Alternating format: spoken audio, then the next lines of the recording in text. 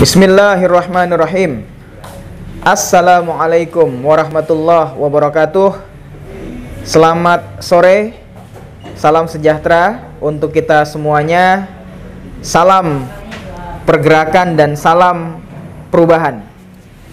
Alhamdulillah. Pertama saya menyapa seluruh pemirsa Paradigma TV dimanapun berada. Semoga selalu dalam keadaan yang sehat walafiat, dan yang paling penting tetap semangat, tetap kritis di dalam melihat, di dalam merespon berbagai macam dinamika yang muncul di tengah-tengah kehidupan masyarakat kita.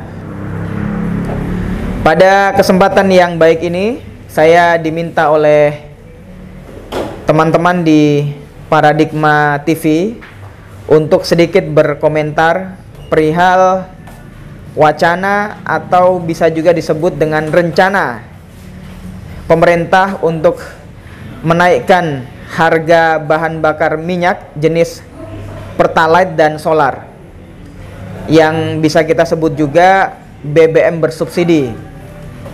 Jadi sebagaimana kita ketahui bersama bahwa santer terdengar di berbagai media, baik itu media elektronik maupun media cetak, media online, YouTube dan media-media yang lain, tentang rencana pemerintah Jokowi untuk menaikkan harga BBM bersubsidi. Hal ini juga sempat ditegaskan oleh beberapa menteri beliau. Yang pertama seperti Sri Mulyani, kemudian Pak Erick Thohir, kemudian Pak Bahlil, kemudian Pak Airlangga, dan juga bahkan Jokowi sendiri mengatakan bahwa subsidi BBM yang sudah sangat tinggi nilainya ini membuat pemerintah harus mengambil kebijakan yang kita pahami, yaitu kebijakan menaikkan harga BBM bersubsidi jenis Pertalite dan solar. Sebagai Ketua Umum Pengurus Besar Himpunan Mahasiswa Islam, juga tentunya sebagai milenial, sebagai anak muda yang dituntut untuk kritis, dituntut untuk memiliki perhatian terhadap situasi dan kondisi yang menimpa bangsa, apalagi kalau itu berkaitan dengan kebijakan pemerintah yang langsung akan dirasakan dampaknya oleh masyarakat, terutama lapisan bawah. Maka sudah sewajarnya, sudah sepantasnya dan seharusnya sebagai anak muda, saya dan Anda semuanya, teman-teman dimanapun berada, pemirsa Paradigma TV, harus merespon perihal ini, terutama yang saya sebut berulang kali tadi, yaitu rencana kenaikan harga BBM jenis Pertalite dan solar. Berbicara tentang kebijakan menaikkan harga BBM, tentu terjadi di negara kita bukan baru sekali atau dua kali saja. Bahkan bisa dikatakan hampir setiap tahun, hampir setiap rezim pemerintahan atau kekuasaan itu selalu ada persoalan kenaikan harga bahan bakar minyak, atau selalu ada kebijakan kenaikan harga BBM. Kita sadari atau kita bisa ketahui bahwa tentunya pemerintah juga punya dalil, punya argumentasi kenapa kemudian BBM harus dinaikkan. Namun di sisi yang lain, pemerintah juga tidak boleh menutup mata, tidak boleh menutup telinga, bahwa di samping jeritan, di samping penderitaan yang tengah dialami oleh jutaan rakyat Indonesia diakibatkan karena kenaikan harga BBM, maka pemerintah juga harus jeli dan mendengar, melihat analisa dan perhitungan-perhitungan yang dilakukan oleh para ekonom di luar sana, yang notabene-nya tidak sedikit juga mereka yang kritis dan menolak rencana kenaikan harga BBM yang ingin dilakukan oleh pemerintah. Olehnya itu, kembali lagi bahwa kalau melihat pengalaman yang sudah-sudah, kita bisa merasakan sebahagian besar dari populasi rakyat Indonesia. Kalau kita melihat data yang ada hari ini, kurang lebih 270 juta jiwa. Kemudian sekitar 30 juta rakyat Indonesia berada di bawah garis kemiskinan. Bahkan orang-orang yang terancam miskin jumlahnya dapat dikatakan mencapai separuh dari populasi rakyat Indonesia. Pengangguran, PHK terjadi di mana-mana. Terlebih kita masih merasakan dampak dari COVID-19 yang benar-benar memukul, menghantam sendi-sendi kehidupan masyarakat, terutama pada aspek perekonomian, pada aspek kesejahteraan.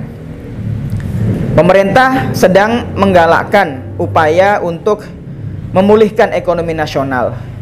Tapi bagaimana mungkin itu bisa terjadi dengan baik, di mana di sisi yang lain ada rencana yang ingin menaikkan harga BBM. Otomatis ketika ini pengalaman yang sudah-sudah, ketika BBM dinaikkan, maka akan berefek secara domino, berefek kepada kebutuhan-kebutuhan masyarakat lainnya, terutama kebutuhan pokok. Sehingga bukan hanya harga BBM yang dirasakan naiknya oleh masyarakat, terutama masyarakat menengah ke bawah, tapi juga pemenuhan atas kebutuhan hidup masyarakat yang lainnya akan terdampak karena BBM ini naik. Nah, mestinya dalam situasi yang seperti ini, pemerintah Jokowi atau rezim Jokowi harus lebih peka, harus lebih empati terhadap penderitaan rakyat Indonesia.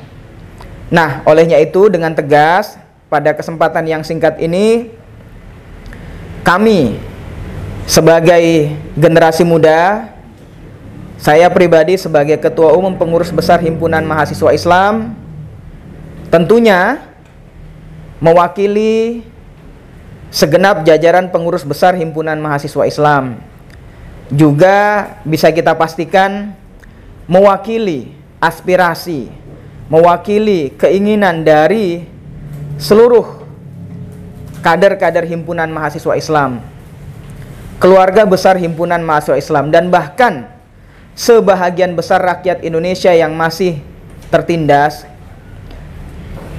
Ingin menegaskan bahwa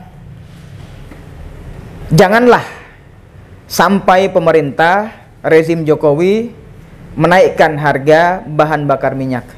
Kenapa?